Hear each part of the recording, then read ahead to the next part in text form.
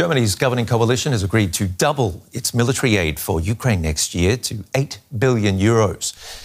Germany's defence minister says the increase is a response to this year's experience, which it said showed that planned amounts were quickly exhausted. Ukraine's counteroffensive has so far failed to drive out Russian forces entrenched in the south and east. The measure will need approval from lawmakers, but Defence Minister Boris Pistorius says the funds send an important message. We don't want to find ourselves in a situation next year where we have to go back and ask for more money. So it's an important signal, especially now that the Ukrainians have to keep up their fight while much of the world's attention is being directed towards Israel. It's also a strong signal to Ukraine that we won't abandon them. Our chief political correspondent Nina Haase is following this. How big a deal is this boost in German defence spending? Well, it is quite a big deal. I mean, military support for Ukraine from Germany will next year not be 4, but 8 billion euros. So that is significant. Germany has promised to be a leading nation when it comes to support of Ukraine. And with this, Germany also wants to show that it understands that Europeans have to step up, that the US, the Ukraine's most significant supporter, is involved in supporting a country in yet another war, namely Israel.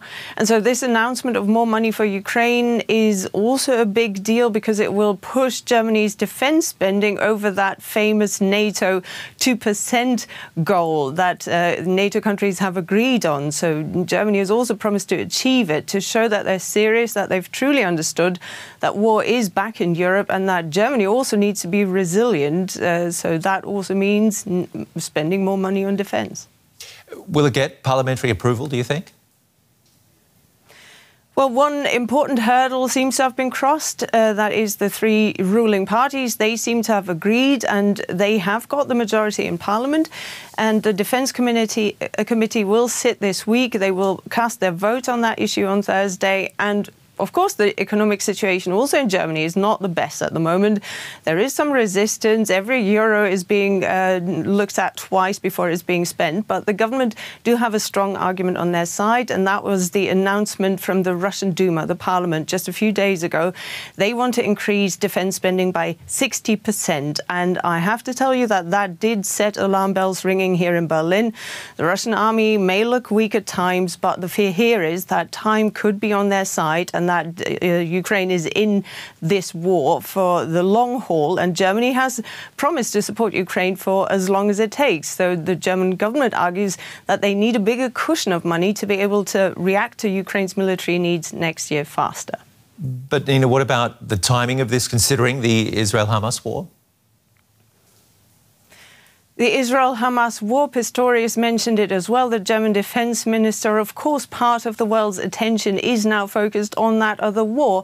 And so this is sending a very clear political message also to Ukraine. We are not going to abandon you, even though the world's attention is focused somewhere else at the moment. But of course, the 2 other reasons are also that they just have to act now because of the deadline discussions going on within the German parliament. And then, of course, the big Duma announcement a couple of weeks ago. So Russia is planning to make this a long-lasting war, and Germany has promised to be by Ukraine's side. DW's Nina Haase with the analysis there.